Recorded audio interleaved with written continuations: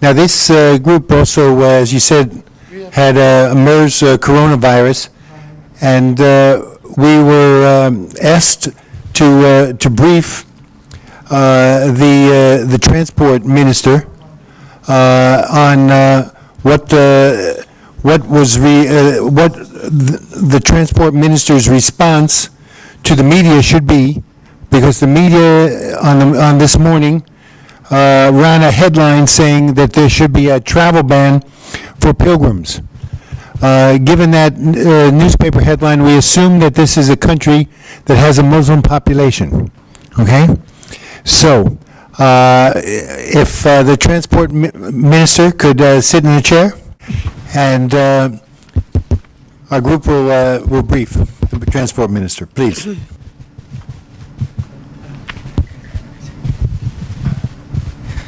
Good morning. Thank you for coming. As you know, that this television morning program, there one suggestion that the government have to adopt the travel ban for pilgrims. As you know, I am politician, so my job is how to keep a relative balance among the different group interests. So I really would like you to give me advice whether the government have to adopt the travel ban or not. If not, any alternative suggestion? And if yes, you have to give me precisely a consistent reason from our country and experience from other countries, so that I can make a financial decision today. Thank you. Thank you, sir, for this opportunity. I'm standing for Ministry of Health, and we have make internal meeting coordination to collect many evidence base from these cases that we have. We had knew that we have one positive for MERS-CoV from this patient that from a pilgrimage from Saudi Arabia.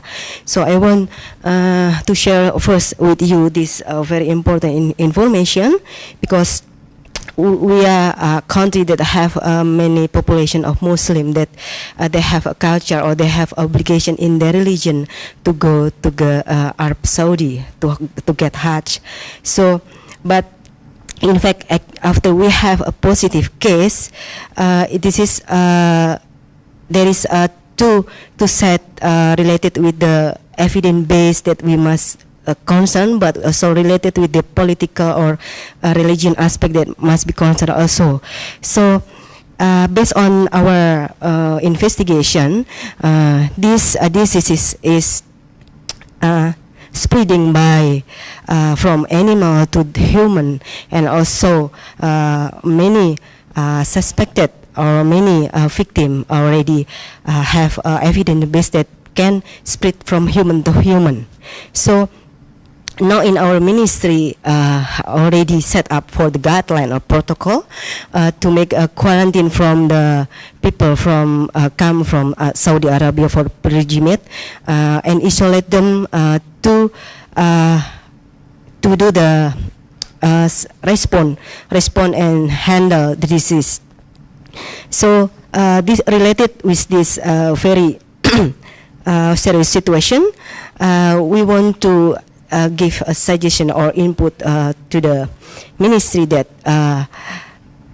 the one aspect that we should put all protocol in place that related with all sector, like in quarantine people, in the travel agency, in the travel or transportation ministry, that we can set, we can inform or social or raising awareness to use the protocol, how they can do or not when they have go to pilgrimage to Saudi Arabia, because also you and you also should work closely with the Ministry of Religion, because we need also perspective from the religion to share the information that maybe we cannot ban for the travel people go to the Arab Saudi for pilgrimage, because it is obligation from the religion. But what we should do is that we must make it sure that we have a control program. For the example, now in our country we already set up for several hospital reference if we have any cases, and we have a new process already set up for protocol. If people come from Saudi Arabia from pilgrimage and they have like clinical signs like influenza like illness, we should make it or define it as a suspected for MERS-CoV until we isolate it and we observe until the incubation period, and then we can define this is positive or not.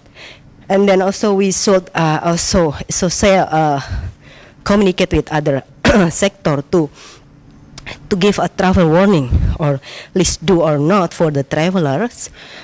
Just for the example, if people go to Saudi Arabia, they should not have a direct contact with the animal, because as we know that this disease is spread by bats and also camel. And our culture, when we go to the Arab Saudi, we will take a picture with camel, drink raw milk from camels, and direct contact with the camel. So the traveler who go to Arab Saudi should not have a direct contact with this animal.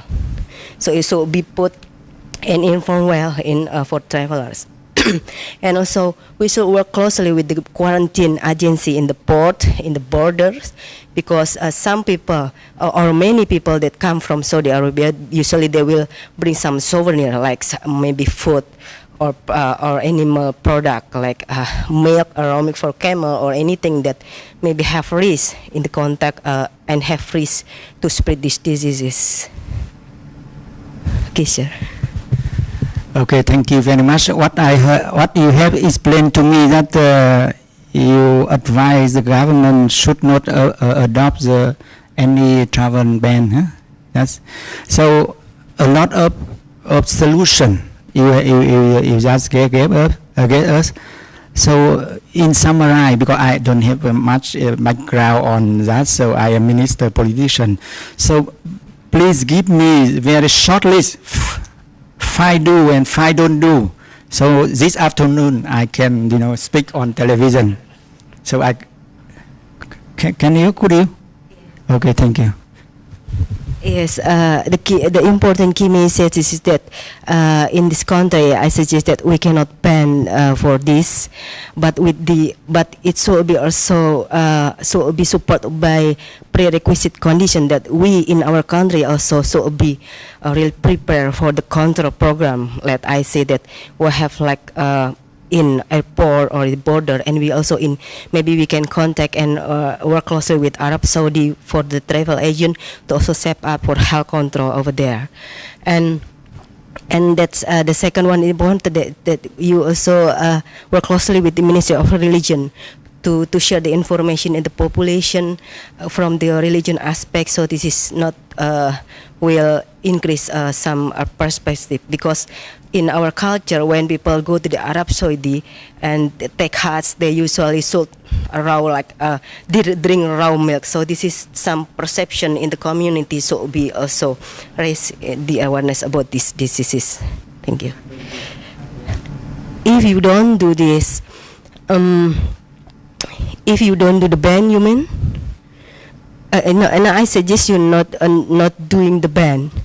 Not doing the ban, but with the prerequisite condition.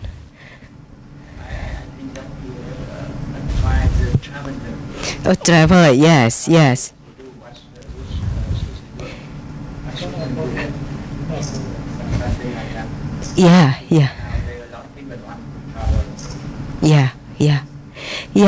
because the first important for the traveler that these diseases can spread with direct contact between pilgrim over there, and also they can also spread here with their family. So that's why we do the protocol to isolate them before we define this is positive or not, and then after positive we have handle this.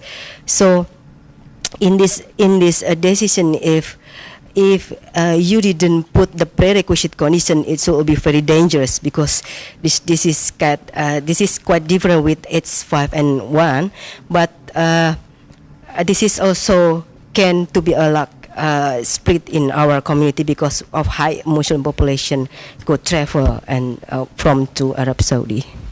Okay, thank you. Thank you. Thank you very much. I am convinced by what you explained, so I think this morning I'm confident to speak on in front of media. Thank you.